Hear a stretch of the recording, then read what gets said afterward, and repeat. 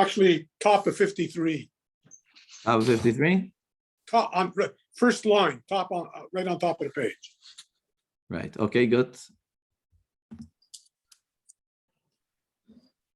Very good. Okay, everybody has it. Does it say anywhere how long somebody has to stay in these cities of refuge? Yeah, well, yeah, 1 second. Yeah, Neil, 1 second. What did you ask?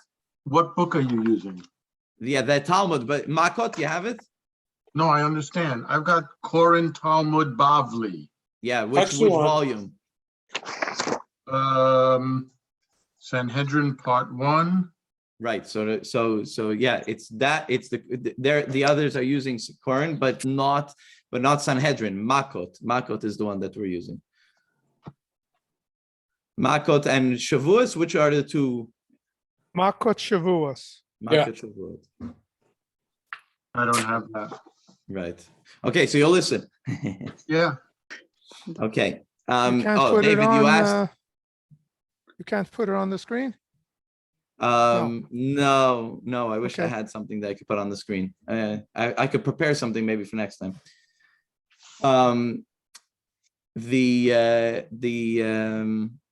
Volume 31, Makkot Right. Shavuos. So what did I want to say? How long do you have to stay in the Ir Miklat? Oh, David wanted to know how long you have to stay in Miklat. So actually, the halacha is that it's until the Kohen Gadol, the high priest of the time, passes away. Once the Kohen Gadol passes away, then you're allowed to leave the Ir Miklat. That's the time that you have to stay. Yeah. So it's no set time. It's not a set time, Yeah. and there's a lot of interesting things about that, because they say, our sages say, that the Kohen Gadol's wife, the high priest's wife, would come and prepare food for people because they didn't want them to pray. They didn't want them to daven that her husband should die. So she would try to make them comfortable in the city of refuge. So that way they shouldn't daven for her husband to die. It's anyways. Some part of that doesn't really make much sense, does it? What? For example, if you have someone that committed a crime and spends 2 years in prison, let's say, and then someone gets picked up for shoplifting and gets to jail for a week, and the Kohen Gadol dies, where's the equality? Oh, okay. So it's first of all, this is a verse in the Torah. The concept behind it is that if someone gets killed, his family has the right to pursue that person, unless he goes to a city of refuge. So he's saving his life by going to city of refuge. It's not. This is not. It's a pasuk in the Torah. It's a verse in the Torah. This is not necessarily a logical conclusion. It's more of this is the way Hashem wanted it, that a person should have the opportunity to save his life by going to a city of refuge. So it's very different than a shoplifting scenario. Very, very different. Yeah. Okay, so let's go. We're basically Hazari Kaseven. Now we're quoting again the Mishnah, but basically what we're going to be talking about here in the Mishnah is that the end of the Mishnah that we learned last week said like this: that Abba Shaul said that the verse when it talks about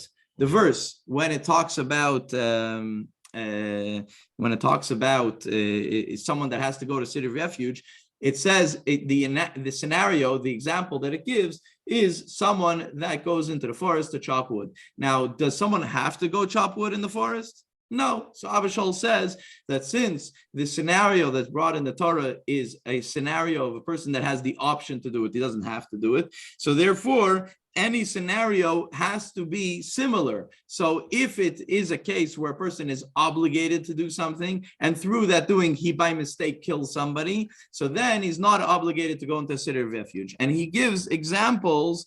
He gives 3 examples. For example, a father that disciplines his child, and if by mistake he inadvertently kills his child through discipline, so then he doesn't have to go to a city of refuge. So to a teacher and a student, and a someone that works for the court that gives lashes. Now, in today's day and age, we're very careful. We try not to, we don't use that kind of punishment, but not so long ago, and for thousands of years, that was the approach of teaching our children.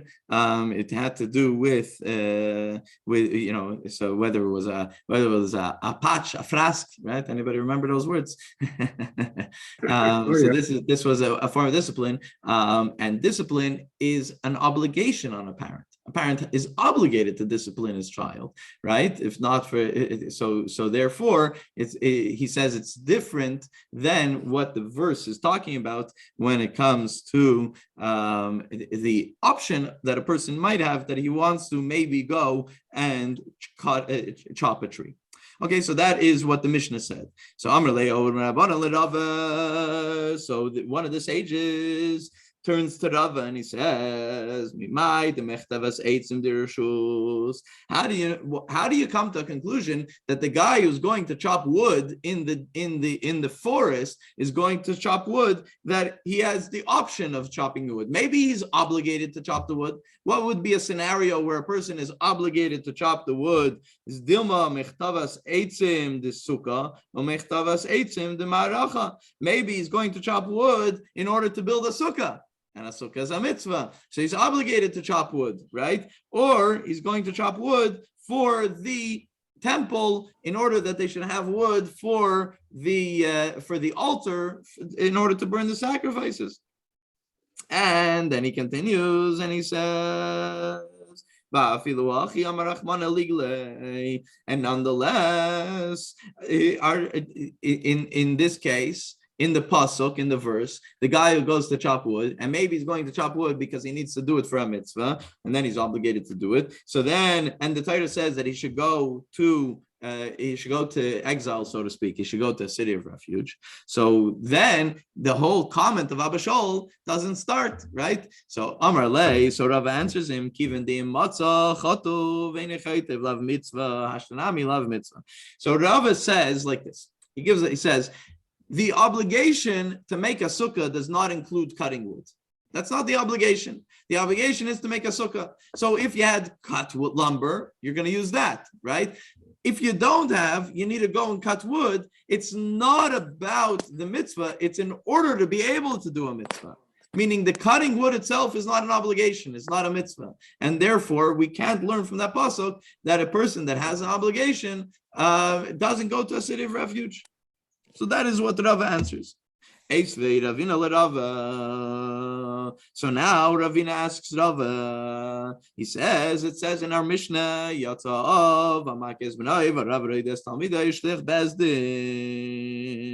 now in our Mishnah it says that when a parent educates his child and does it in a rough way, and the child dies, he doesn't go to a city of refuge. A teacher and a student and the one who works for the high court in order to give lashes, so those people aren't obligated. Why did we say they're not obligated to go to a city of refuge? Is because what they were doing was fulfilling their mitzvah, their obligation, right? Obviously, we're talking about doing it inadvertently. That's otherwise the halacha is not the same. So in that case, but based on what Rava just said, that wood is not part of the mitzvah. Building the sukkah is the mitzvah. So if he found wood, he wouldn't go and cut wood. So cutting wood itself is not doing the mitzvah. So Lema, let us say over here by these three cases, the father, the teacher, or the flogger of the court, right? Lema, what we should say about them, even the ilu gamir lav mitzvah, hashtanami lav mitzvah, that maybe if this child would be a good child, right? If the child would be a good child, so then he wouldn't have to give him a frask. He wouldn't have to, right? He wouldn't need him. So therefore, the education that the parent is giving to the child is not an obligation on the parent. Meaning it's only an obligation in a case where the child is not behaving. So then it's not part of the mitzvah. and then he should still be the parent should be obligated to go to the city of refuge. Yeah, Philip. Let's go back for a minute to cutting the wood. I don't understand the logic. If it's not a mitzvah, because if he found wood, he didn't have to cut it. In that case, it's not a mitzvah to cut. It's not a mitzvah to cut even if he has to cut wood. Why is it a mitzvah to cut wood to make a sukkah? Even if you need to cut wood. Here the Rebbe says, yeah, because if he found the wood, that means he didn't have to cut it. So it's not, so in other words, is to cut wood a mitzvah or not? Oh, so that's what the Gemara is saying, that cutting wood is not part, it shouldn't be part of the mitzvah. So why does he give an example if he found wood? Why doesn't he just say cutting wood is not a mitzvah? It's not part of the mitzvah. No, because if the only way for a person to be able to have wood for his sukkah, if the only way was by cutting wood, so then the cutting wood is part of the mitzvah. But it's not the only way, because he could have found wood. He could have had already pre-cut wood. Are you sure? You sure that that's what it means? That if you cut wood, if you need to cut wood for your sukkah, that's part of the mitzvah of sukkah? Yeah.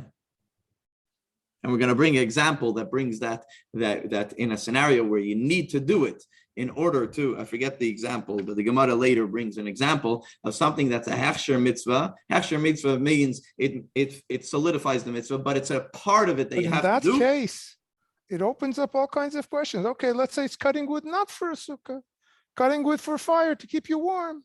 That's not a mitzvah. Right, exactly. That's for sure not a mitzvah. The question is, the pasuk, we're always going back. The Gemara is always going back to the verse in the Torah, right? So the question is, that verse in the Torah, that pasuk in the Torah, right? That says that someone goes into the forest and is cutting wood, right?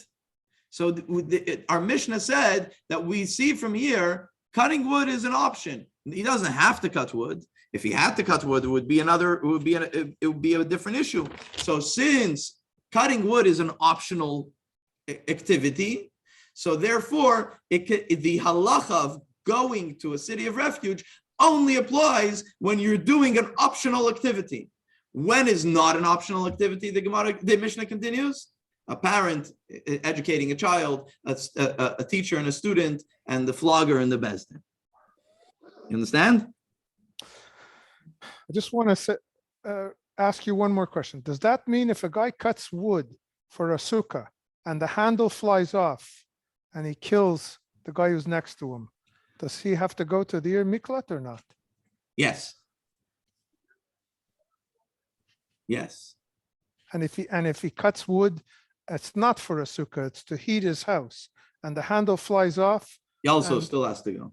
So what's the difference? Why does he bring it up? Why does he bring up an example? One is for a mitzvah and one is not for a mitzvah. Why?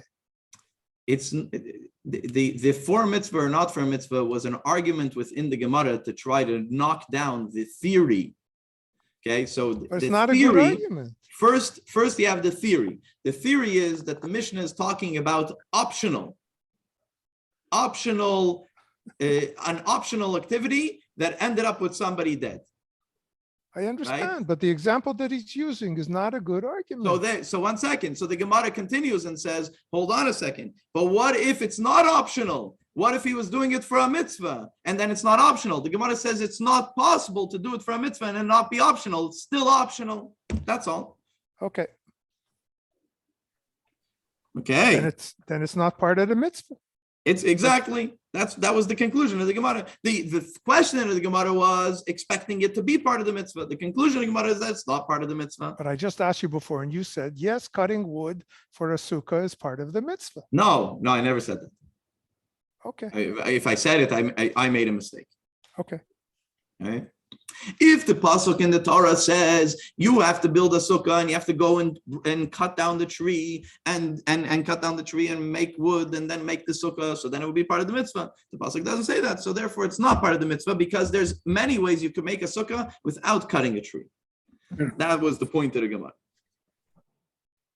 So, but now the Gemara asks and says, if if you say by sukkah, cutting the wood is not part of the mitzvah, so the education of your child is also not part of the mitzvah, because the mitzvah is that he should be a good boy. Now, if he's a good boy without it, you don't have to discipline him. So disciplining is not part of the mitzvah, right? So the Gemara continues and says something. It says Hasam, when it comes to discipline, afal gav de gamir mitzvah. Even though you finish disciplining your child, you still have to continue disciplining. It's a never-ending thing. Even if your child's a good boy, you still have to, or a good girl, you still have to discipline them, as it says in the pasuk, Tichsiv, Yaser bincha v'nichecha v'yitin ma'adanim lenafshecha. So it's a never-ending thing. We're always a parent. A parent always continues to educate and discipline their child. Now Rava comes back and says, Lav milsa, he dami. What I said that there's no mitzvah in cutting wood for the tree, for cutting wood in order to do a mitzvah, meaning that the cutting wood is not part of the mitzvah. Don't hold me to it. I have another answer. I have something else to say. The pasuk says, when it says that someone inadvertently kills someone, the pasuk says, when someone comes into the forest to cut wood, to cut it down a tree, and the pasuk says, asher, va-asher. So he says, ma-yar. What is it? The asher is an extra, superfluous word. So ma-yar di boy oil, vi boy loy oil, just like a forest. If you want to go into the forest, you have the option. You could go into the forest. You don't have to go into the forest. And vigasach kataitach. And if you think mitzvah, and if you think that when he's cutting the wood, he's going in order to do a mitzvah, misagid loy oil, could he go into without cutting it? So we have to say that when the pasuk says va'asher, and in a scenario that you're going to go in, meaning va'asher, so the va'asher is coming to tell you that it's talking about a reshus, and not an obligatory going to cut wood. It is talking about an optional activity of going to cut wood, and that's where he learns it from. And then the Gemara asks on what Rava says, because Rava basically said that Asher makes it into something optional. So Amrulay Ravada Barava Rava. So Ravada Barava turns to Rava and says, "Really? Kol heichad echsiv Asher di bayu? Does every time the pasuk says Asher, does it mean that it's an optional that it's an optional work, that it's an optional thing? But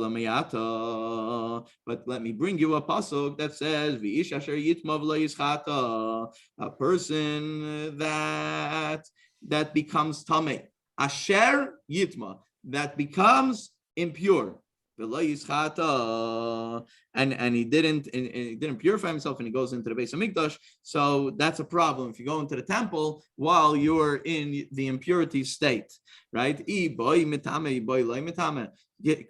Are we saying that if he wanted to become impure or he didn't want to become impure, this pasuk says asher? So he says meis mitzvah d'loi sagi d'loi mitame. So it's talking about a meis mitzvah. So a meis mitzvah, when is it a case where someone is obligated to become tamei? There is a scenario where a person is obligated to become tamei. When is a person? So basically, what did Rava say? Rava says that asher means in a case where you have the option. So if here you're saying that you have an option to become tamei. Yeah, a person had the option to become tamei, but sometimes you're obligated to become tamei. When are you obligated to become tamei? If there's a meis mitzvah. What's a meis mitzvah? A meis mitzvah is when someone passes away and there's nobody to take care of the corpse. He has no family, there's no friends, there's nobody. So it's a mitzvah to get involved in that person's funeral. It's a mitzvah to make sure that that person gets buried. It's one of the highest level mitzvahs actually that are out there. If it's an obligation, a mitzvah is an obligation. A mitzvah is not a good deed. It's a wrong translation of a mitzvah. A mitzvah means an obligation, right? So this person now a person has an obligation to become impure to help this meis mitzvah, to bury this meis mitzvah, right? So he's asking, hachinami de pater. So in such a case, when you're obligated to become impure, So are you going to be potter? Are you going to be, if you go into the temple with that impurity, are you potter? So this is a big question on Rava, that Rava said that Asher means that there is an option. So Rava answers, Shani Asam, the Amar Kra. That is a different scenario because the verse says very clearly, Tameiya. The verse says, if you get involved with a Meis Mitzvah, which is an obligation for you to get involved with a Meis Mitzvah, to bury a Meis Mitzvah, but the pasuk says there, Tameiya, you're going to be impure. Right? So it says that any person that goes into the temple, Tamei gets kares. So that is, even if it's a Meis Mitzvah, he's not allowed to go into the temple. So usually Asher would mean that he has an option. But in this case, since by Meis Mitzvah, by bearing a Meis Mitzvah, it says very clearly that a person will become Tamei. So even though he's obligated to become Tamei, still he is considered to be Tamei and therefore cannot go into the holy temple. So now Ravada, so that's what Rava answers Ravada Barava. So now Ravada Barava asks again, we need Tamei Yigya, the word Yigya, we need already. The sages already learn a halacha from that word. Anytime there's an extra word in the Torah, we learn a halacha from it. We learn something from it, but we can't learn two things from one superfluous word. So Tamei Yigya already, we learned already in a brisa that it adds l'rabbeis tvul yain, that it adds someone that is impure just for the day. There's different levels of impurity. If you're involved, if you touch a corpse, so then you're impure for a week. But then there's something called a tvul yain. Tvul yain means that you're impure, you're tamei, but you go to the mikveh that night. And if you go to the mikveh that night, you're already you're not impure anymore. And then there's another word in the verse. It says that the impurity is in him. That adds someone that ended his time period that he's impure, but in order to become fully pure, he still needs to bring a sacrifice, and that's certain scenarios. So we already learned something from this halacha, from this extra word, from this superfluous word. So we can't learn that Tameiya is coming to tell us that even though he's obligated to become impure to bury the Meis Mitzvah, nonetheless he's still Tamei and he can't go into the holy temple, even though it says Asher in the pasuk. Right? We can't learn that from that word because the word already teaches us something. So Amar Lei, so Rava answers him, that there is another superfluous word in the pasuk, and I learn it from oid to masay. Oid means it's still there. So I learned the mechuser, the person who still needs to. That if someone is impure because he was involved in burying a Meis Mitzvah, he still is Tamei, he's still considered Tamei, even though it was an obligation that he was fulfilling. So that is the back and forth between Ravada Bar Ava and Rava in the discussion of when you're obligated to do something, does that take away the penalty of it or not? So when you're obligated to do something and you inadvertently killed someone by doing that, right? It should never, chas v'shalom, should never happen. But if that happens, so then you're not obligated to go to the city of refuge. But when it comes to Tumah, when you're obligated to bury a Meis Mitzvah, you might think that that person is then not considered to be Tamei and is able to go into the holy temple. Comes Rava and says, no, from the pasuk we learn, since the pasuk says it very clearly, that person is still Tamei, that person is still impure and cannot go into the holy temple. And if he does, he's chayv kares. Some learn it from a different place. That the question to Rava was different. What was the question? It says, "Becharish uvakatzir tishbais." The pasuk says that for 6 days, a person should work for 6 days, and on the 7th day, tishbais, from the word Shabbos, he should rest. And then the pasuk continues and says, "Becharish uvakatzir tishbais." Charish is plowing. Kotzir is cutting the, what's the English word for it? To cut the stalks. Harvest, right? The harvest. So the plowing and the harvest, you should not do Shabbos. You should rest from Charish and Kotzir. So Rabbi Akiva, so there's an argument between Rabbi Akiva and Rabbi Yishmael. Rabbi Akiva, Omer, Einei tzarich leimer Charish shel shvius, v'Kotzir shel shvius, sharei kvar nemar, sad chalei sizmer, v'kamel chalei sizmer. Rabbi Akiva says, Rabbi Akiva is of the opinion that this verse is talking about the seventh year that your field in Israel should lay fallow, right? This year we're actually in the seventh year in the land of Israel.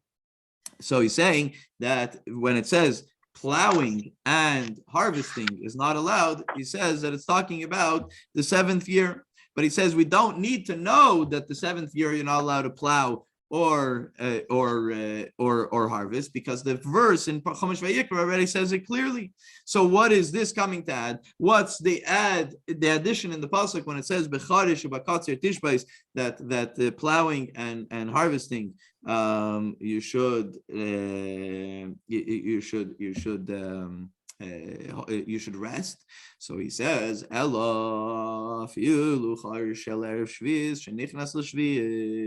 so what is it talking about? Even the plowing that's done right before the seventh year comes in, right? So you know for sure that you're not going to harvest that food, that crop before the seventh year comes in.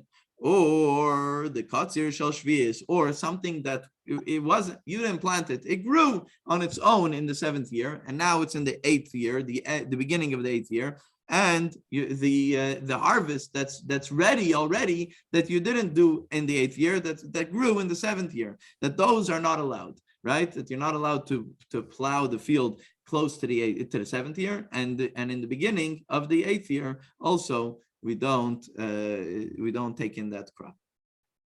So that is what Rabbi Akiva says that pasuk adds. Rabbi Yishmael Omer rishus af kotzir macharish rishus af kotzir rishus says, just like that the fact that you're not allowed to plow, that the Torah says you're not allowed to plow on Shabbos, it's an option, right? There's no obligation ever in the Torah to plow a field. Never. So since on Shabbos, he says it's talking about Shabbos. So since on Shabbos, you're not allowed to plow a field. And what's it referring to? Only optional plowing of the field. So Kotzir also is talking about optional harvest. This is where the example came in. So I mentioned before that there's an example of where there is a mitzvah of doing something and it's an obligation, and therefore it has a different halacha, right? There's a mitzvah in the Torah because the Torah says that you have to go and harvest the omer that's brought. Right? It doesn't say that you have to bring the omer. It says that you have to go harvest the barley. You have to go and cut it, bring it, and then bring it as the meal offering of the omer. Right? Now that verse actually says that you have to go and harvest. So part of the mitzvah is to go into the field and harvest it. So therefore, it's an obligation to do it. The harvesting of the Omer is an obligation. And what does he come to the conclusion? That it's Deicha Shabbos, that in that scenario, you do it even if it's on Shabbos. On Shabbos, we don't harvest. You're not allowed to harvest a crop in the field. But if the Omer is ready that day and you have to bring the Omer that day, it does push off Shabbos because of the pasuk. The same Torah that tells you have to keep Shabbos also says that you have to bring the item, the barley for the Omer, and therefore it pushes off Shabbos. And that's the way he learns it, is that because by plowing, there's never a scenario that you're obligated to plow. But by harvesting, there is an obligation. There is a scenario that you're obligated. So he says on Shabbos you're not allowed to plow. So plowing is only an optional. So therefore, it also goes to harvesting, that it only applies that you're not allowed to harvest on Shabbos only when it's optional. When it's obligated from the Torah, then you're allowed to. So one of the sages turned to Rava and asked me, how do you know that plowing is an optional activity? Dilma charishas aymer the mitzvah. Maybe it's talking about the plowing in order to plant the aymer, which is a mitzvah. And even then, the sages say that you have to, that tishbais, that you have to that you have to rest, and you're not allowed to do it, right? So it's a different question. It's the same question as before, but about a different subject. That's what the Gemara is coming here and showing, that the conversation between the sages and Rava, is it about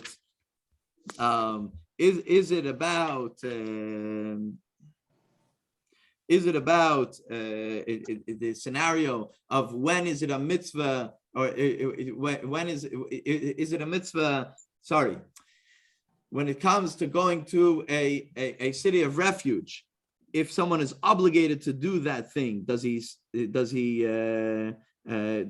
not anymore go to a city of refuge, or does he still go to a city of refuge? And according to this opinion, it's not about that. It is about Shabbos, if you're allowed to plow or not allowed to plow when it comes to if you're allowed to harvest or not allowed to harvest when it comes to a mitzvah.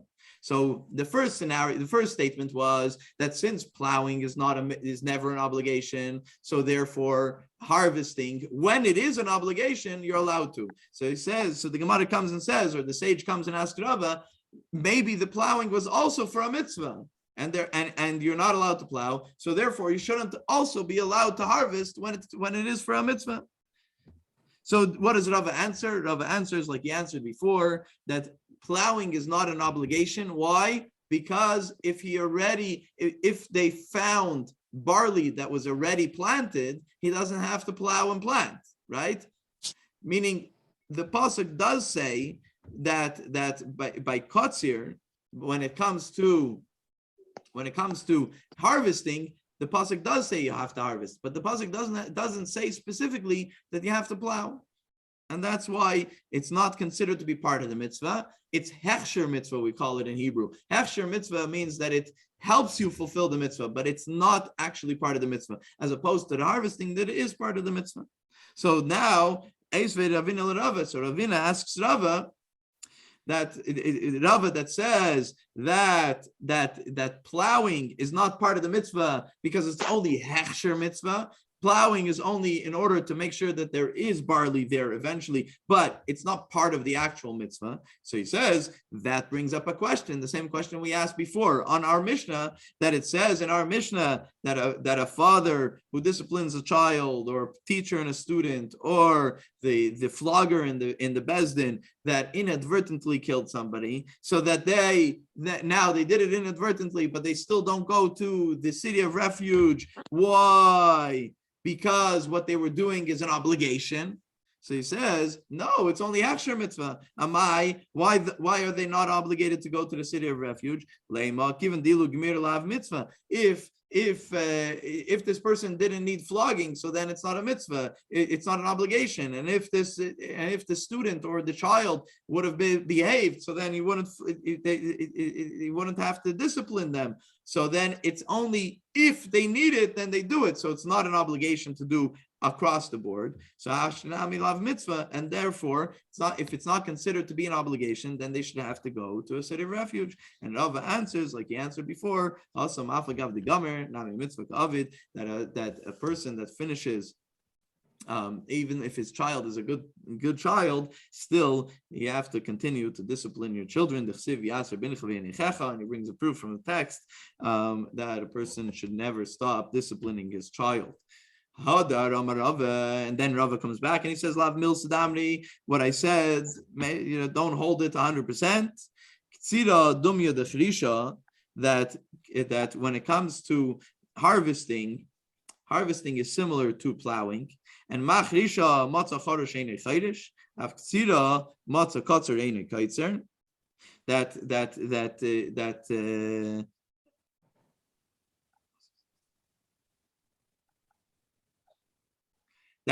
just like when it comes to plowing, if you found a plowed field, you're not going to go ahead and plow it again. So the same thing is with crops that you're going to that harvest. So if you're going to find harvested, you're going to use that. You're not going to go and harvest. And then if you're going to say visal kadaitaf, if you're going to say that the verse is talking about a mitzvah, and then matzah kotzer reina kaitzer mitzvah liktzer lavi. So in that case, it's different because when it comes to a mitzvah, you have to, and therefore we have to say that our pasuk, according to Rabban, according to Rabbi Yishmael, is talking about in an optional case where a person has the option of doing it, and therefore when it is a mitzvah, it is doiche Shabbos, it finishes off Shabbos. That finishes a more complicated Mishnah that we learned. Let's learn a little bit of an easier Mishnah. Yeah, for an easier Mishnah. Mishnah, so we're in the middle of Ches Amid Beis 8b, the Mishnah over there, and it says like this. Ha'av Gaila Yidei Habein. If a father, don't jump with your question. The Gemara is going to ask the question that you're going to ask in a moment. If a father by mistake kills his child, so he has to go to a city of refuge. And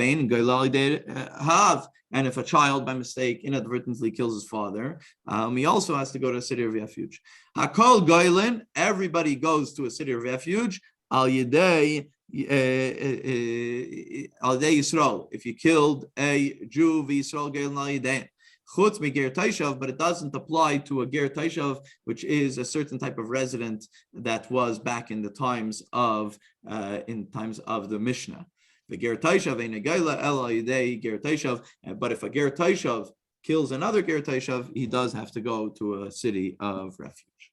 So now the Gemara asks a question that you're probably all thinking. The Mishnah just said of that the father goes to the city of refuge if he kills his son. But didn't we just learn in a Mishnah beforehand that a father doesn't go to a city of refuge if he disciplines his child, right? So he says, 1 second, the Gomer, that that the child was a good child. He disciplined him to her. The child was okay. So the Gemara says, 1 second, didn't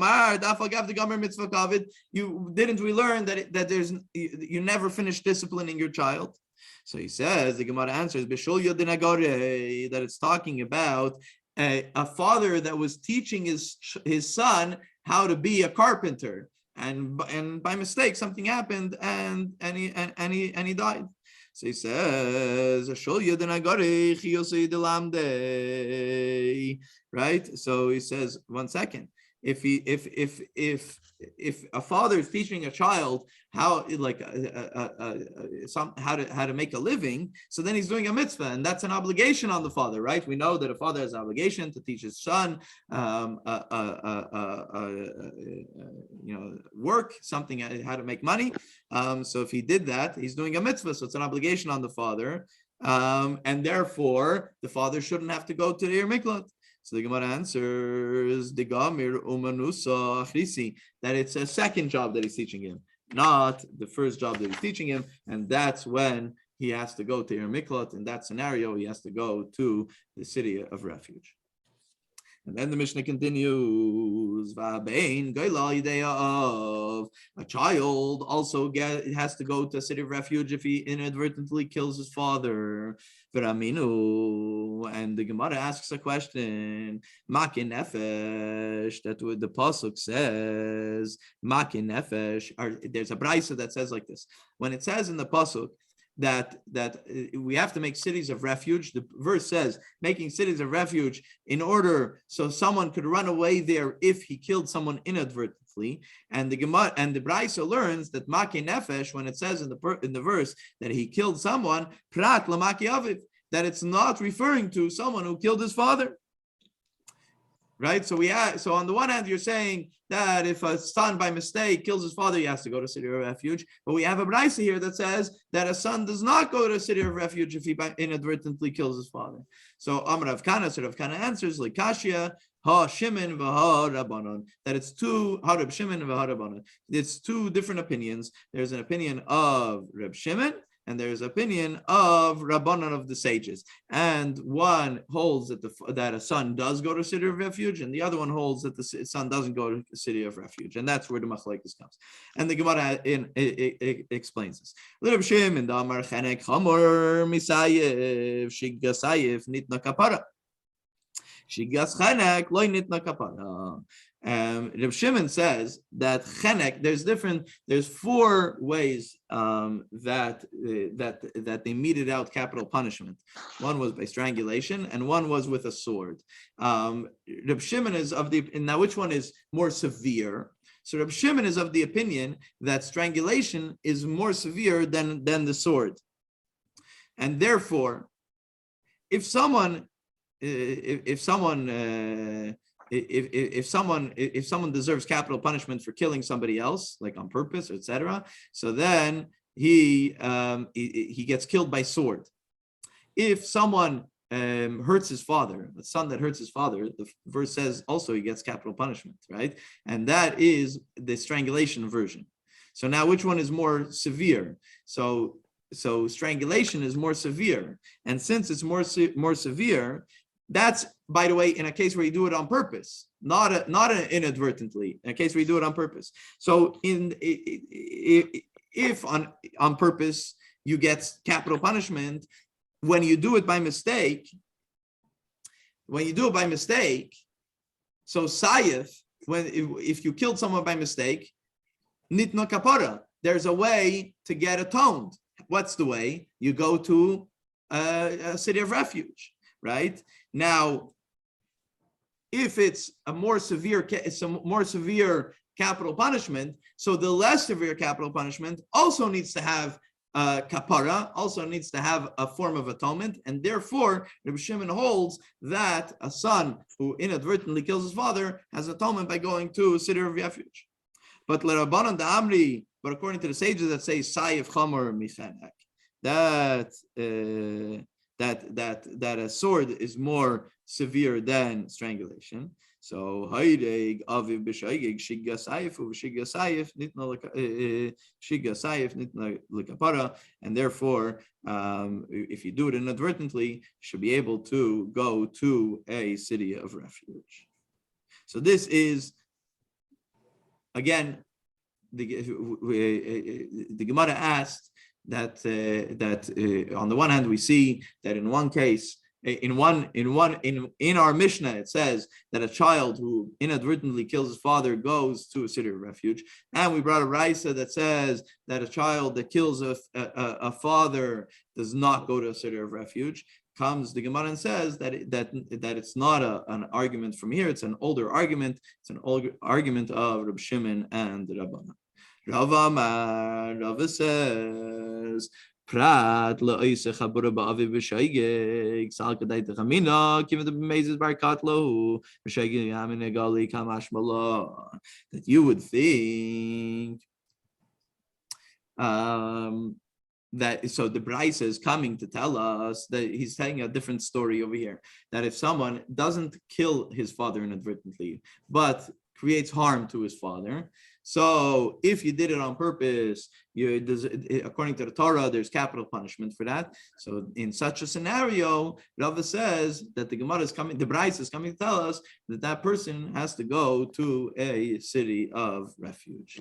And that's what the addition of that, the difference between the Brisa that says the Brisa versus the Mishnah. So Rava says they're talking about two different scenarios. We're going to pause over here. Mitzvah Shem, continue from here next week. Any questions or too many?